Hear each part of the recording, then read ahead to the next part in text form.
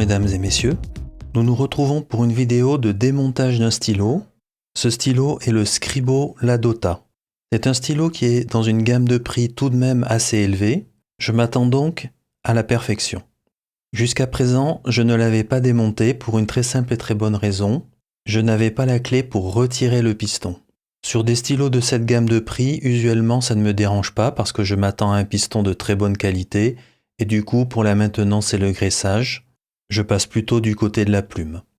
Et puis je me suis décidé, j'ai pris une clé que j'avais en plusieurs exemplaires qui était très proche de la dimension nécessaire. Je l'ai très légèrement raboté, il n'y avait vraiment pas besoin de grand chose. Et du coup je peux maintenant facilement démonter le piston. Sans embâge, on y va.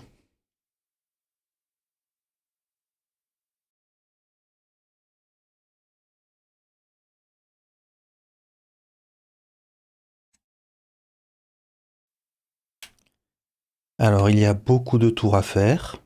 C'est un assez long pas de vis. On voit que le corps du stylo bouge. Ça veut donc dire que le corps du stylo est fixé par compression avec le piston.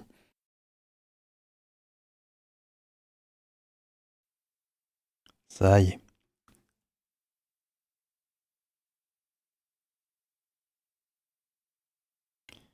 Et bien là, pour moi, c'est une grosse déception. Nous sommes sur un piston en plastique. Donc le corps s'enlève parce qu'il était maintenu par pression. On voit ici qu'il y a 3 petits méplats. Une petite asymétrie qui permet de bien orienter le corps du stylo comme il faut. Je dirais que c'est assez correct. Avec 3 méplats, ça devrait maintenir les choses correctement. Par ailleurs, il est vrai qu'il n'y a pas tellement de contraintes en rotation sur le corps du stylo. On continue. Alors on voit le tube bien entendu qui va accueillir l'encre à cet endroit-là. On retire la plume. On va compter le nombre de tours.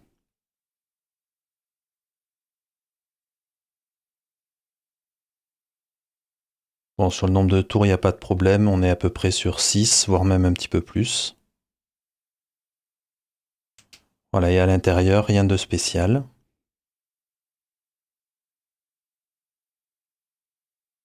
Le tube est certainement collé. Oui, c'est ça. Le tube est collé à l'intérieur. Alors peut-être qu'il y a un pas de vis, c'est possible. Je n'arrive pas à voir dans le cas présent, mais qu'importe. Pour résumer, du côté pas de vis, pour le housing, il y a suffisamment de tours. Du côté de l'assemblage du corps du stylo sur le grip, ça me semble correct avec les 3 méplats. Ça pourrait probablement être mieux fait avec un pas de vis, mais comme le piston se visse sur le tube intérieur, il n'y a pas vraiment d'enjeu mécanique sur le corps du stylo. Par ailleurs, les méplats ont un avantage par rapport au pas de vis. Les méplats permettent de figer l'orientation du corps du stylo. C'est faisable avec un pas de vis, mais un peu plus difficile. Par contre, la grosse déception, c'est le piston qui est en plastique, et pour moi, à ce prix-là, c'est inacceptable. Je vous montre Madjon, je vous rappelle le P139 de Madjon, qui coûte approximativement, aujourd'hui on peut le trouver entre 50 et 60 € avec une plume 8, et entre 30 et 35 € avec une plume 6, ce stylo. Eh bien, ici c'est en laiton, donc on n'est pas du tout sur du plastique. C'est vrai que Madjon a un autre stylo, ici, le TI 136. D'ailleurs, j'en ai fait la revue sur la chaîne il n'y a pas très longtemps. Ce qui me fait sourire, c'est que ce piston me rappelle quand même un peu les pistons venant de Chine. D'ailleurs, ce piston de chez Scribo vient peut-être de Chine. D'ailleurs, quand on regarde, le piston de chez Madjon finalement est aussi bien fait. C'est-à-dire qu'en termes de qualité, le piston Madjon n'a pas franchement à rougir du piston Scribo. Mais bon, on n'est quand même pas dans la même gamme de prix. Du coup, je suis allé voir aussi si c'était mieux du côté de chez Omas, ici avec le stylo Bologna. Et nous avons ici un stylo qui a un piston complètement métal. Ici, c'est du laiton.